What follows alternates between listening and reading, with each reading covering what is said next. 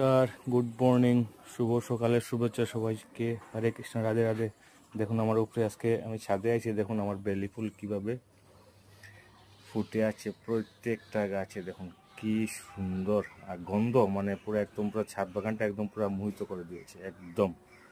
মানে আপনাদেরকে আমি বাসায় প্রকাশ করতে পারছি না। দেখুন কি সুন্দর, এত বড় বড় বেলি ফুল প্রত্যেকটায়। ছোটো ছোটো ছোটো ছোটো টবে, এটা 3 ইঞ্চি 5 ইঞ্চি টবে এগুলো সবগুলো গাছ লাগানো আছে। 5 ইঞ্চি 6 ইঞ্চি টবে দেখুন কি হারে ফুল ফুটে আছে। আপনারা লাগাতে পারবেন। ছোটো মোটো একটা বেলি গাছের কাটিং একটা মাটির মধ্যে পুঁতে রাখবেন, তারপরে তো 1 বছর ছোট্ট একদম ছোট্ট মাটি, কি সাধারণ মানে মাটি আর সঙ্গে গোবর সার মিশিয়ে লাগিয়ে দিন, দেখবেন কি হারে ফুল পাবেন, প্রত্যেক বছর পাবেন। এই দেখুন, দেখতে বুঝতেই পারছেন, এই দেখুন আমার গাছগুলো দেখুন ছোটো ছোটো টবে লাগেন, সবগুলো ছোটো ছোটো টবে।